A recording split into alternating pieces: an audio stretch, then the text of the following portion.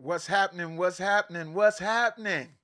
What's up? It is your man, Mr. B, Pastor B, whoever you want to be, you can call me, whatever it is you want to call me. I am excited about tonight. How many of you are excited about medicine for the mind?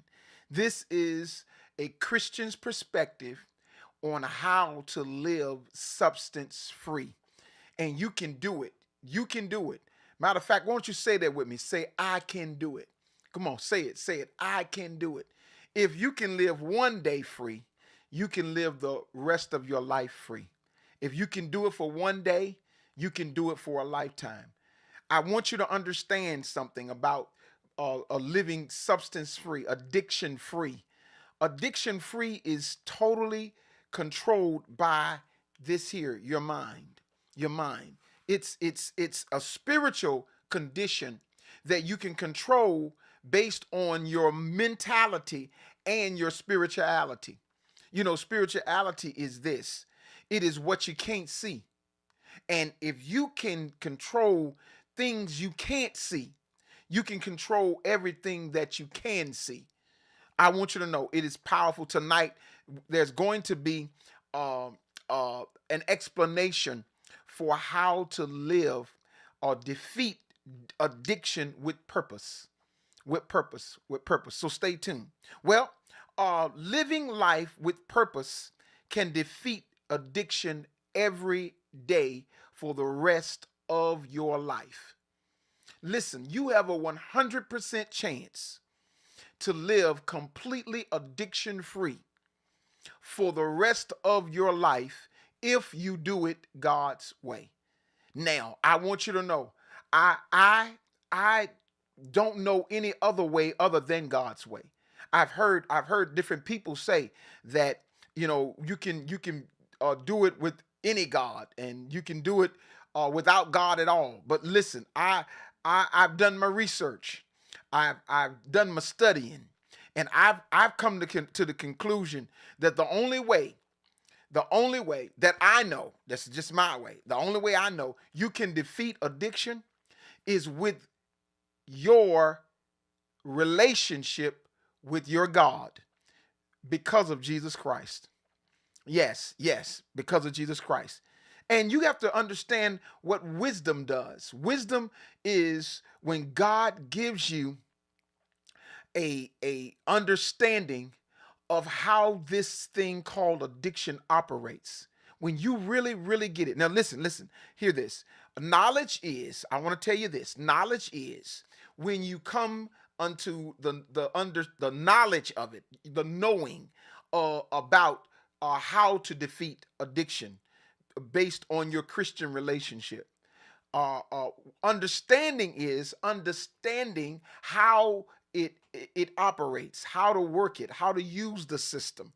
And then wisdom is knowing when to use the system.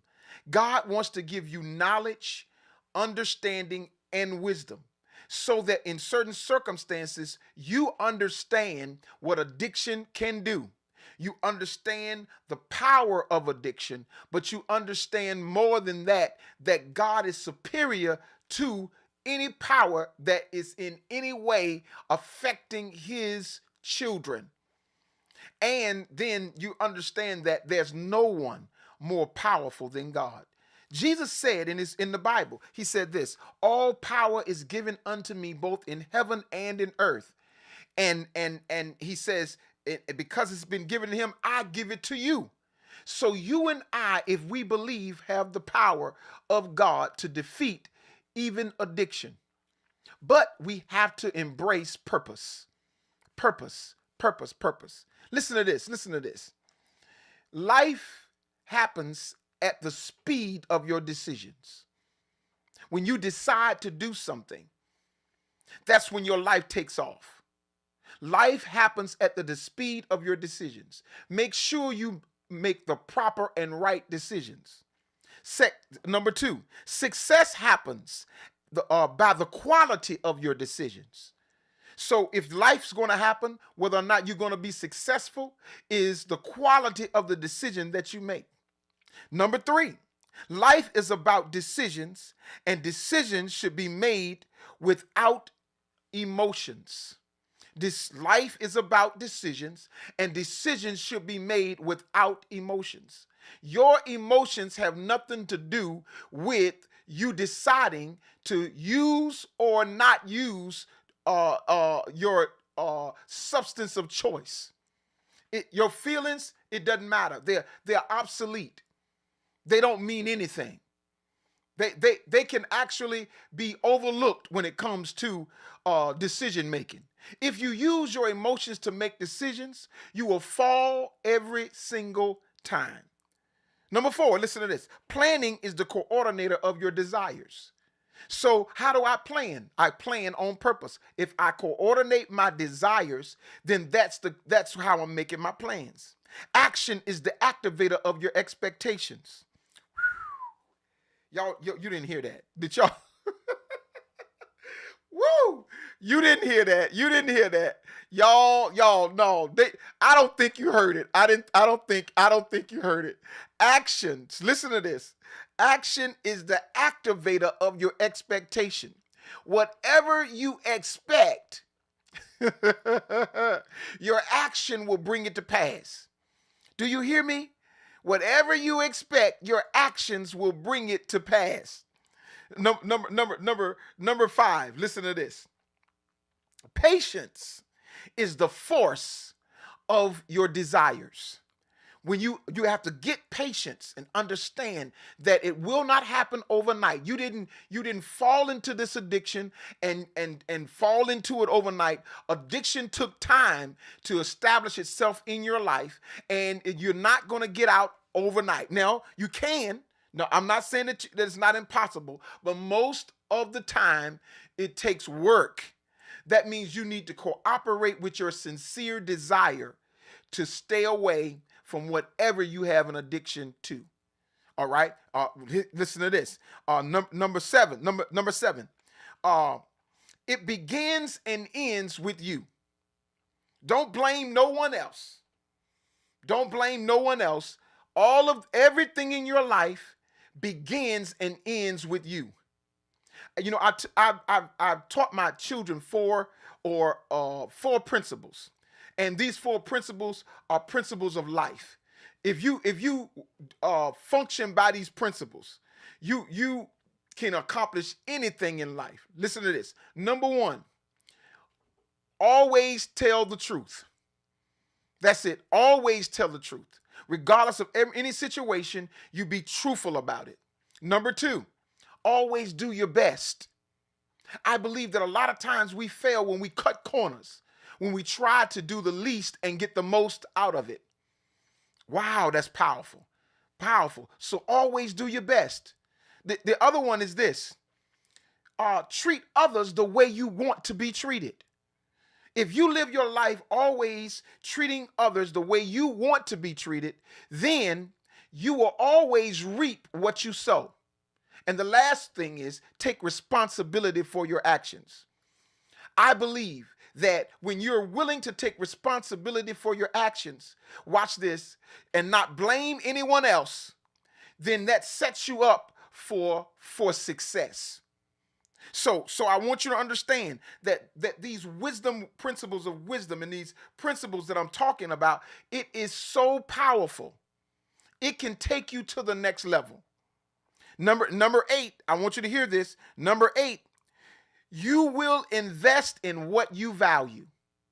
You will invest in what you value.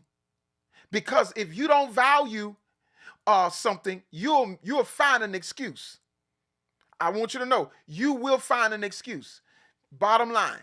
And the last thing I want you to understand is this. Hear this. The difference from the way things are versus the way we believe things should be, it is the creation of unhappiness. What makes me unhappy is when there's a difference between where I am and where I think I should be, what I have and what I think I should have, what I'm doing and what I think I should be doing. I want you to know that that's where purpose comes in. Purpose is the compass for your life.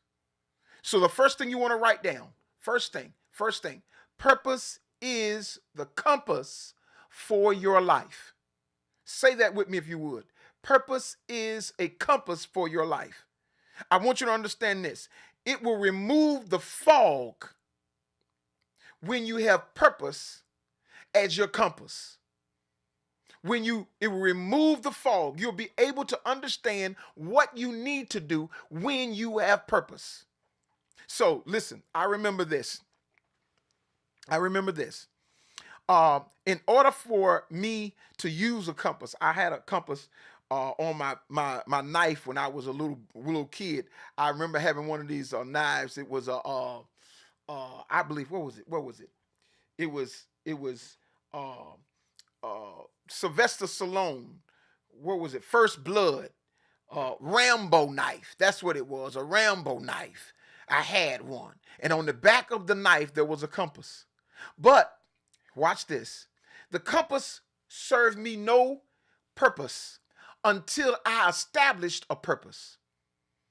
As soon as you established the direction in which you were going, then the compass could become what you use to go in that direction. That's how important purpose is. You have to have a purpose that is going to be superior to your pain. You have to have a purpose that is superior, hear this, to your pleasure, to your prosperity, and to your pain. Your purpose has to be so high that there's nothing more pleasurable than accomplishing your purpose.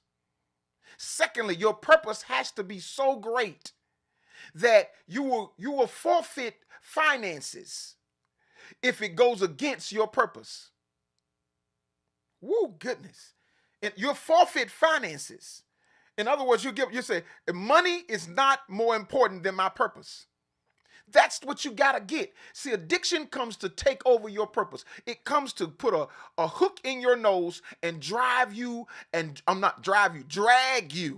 everywhere it wants you to go. But when you get a purpose that is spiritual, it then trumps the purpose of the addiction. I want you to know you have to have that purpose. And then it has to be superior to your pain. So if you gonna stay sober, that's your purpose. You say that's what I want to be. My purpose is to stay sober. When your purpose is superior to your pain, then regardless of who talks about you, regardless of what happens, regardless of who lets you down, despite all of your frustrations, you say, I can't go back because my purpose will be compromised based on me going in that direction. That's what it does. Purpose is superior to everything. And the number one place you can receive your purpose is from God. It's from God. So what do you have to do? Number one, you have to establish a relationship with God that reveals purpose. Do you remember in the Bible there was Peter was fishing, and in the book of Luke, and Peter had finished fishing all night, and Jesus came and he said, can I use your ship? And Peter said, yeah, you can. And then Jesus, after he finished preaching from his ship, came to him and he said, I want you to launch out into the deep and let down your nets for a draught. And the Bible says that Peter said, hey man, I've been fishing all night long and I've caught nothing, but nevertheless at your word. Then Peter went with Jesus, did what Jesus told him to do, and then Peter received a boatload of fish. And when I tell you it was a boatload, he received a boatload of fish. Now look at what happened. Listen what happened. Peter then left the fish and said to Jesus, I'll follow you. And Jesus said, if you follow me, I'll reveal to you your purpose. You thought your purpose was to fish for food, but now I'm going to rename you. I'm going to rename your purpose to fish for men. As soon as he got that purpose, the fish didn't matter anymore. Purpose became superior to his prosperity. Listen, purpose will drive you. It'll motivate you. Listen to how that motivated God. Watch this. Purpose motivated God. It says here in John chapter 1, 3 and 1 John 3 and 8. The B clause, it says this: for this purpose was the Son of Man the Son of God manifested, that he might destroy the works of the devil. So when Jesus came to destroy the works of the devil, what was driving him was to fulfill his purpose. If you do know anything about studying the Bible, you'll find that when Jesus died on the cross, he said this: it is finished. In other words, what I came to do is done. It's been satisfied. I came to destroy everything that the devil has done, and I've done it. That's when he gave up the ghost. That's when he died. His purpose motivated him and kept him alive until he fulfilled his purpose. Wow, do you get that? Get that? You have to understand what purpose is. You got to have a purpose that is to be a good person. You have a purpose to please your higher power, your God. You must have a purpose to be a good husband. You must have your purpose to be a great dad, a great mom, to be the best mom and dad that you can be. You must have a purpose that governs every decisions that you make. Do you remember one time when Jesus was in the Garden of Gethsemane before he died on the cross? He was in the garden and he said this. He said this: God, Father, I don't want to go through this. This is my interpretation. He said, I see the trouble. I see the pain. I see the frustration. I see everything that I got to go through. He said, if I would have my way, I wouldn't want to go through it. Let this cup pass me by. Then he said, but not my will, not my purpose, but your purpose be done. As soon as he surrendered to the purpose of God, that's when he received assistance from angels that strengthened him to carry out his purpose. Listen, God doesn't want you to be subject to drugs. He does not want you to be controlled by alcoholism.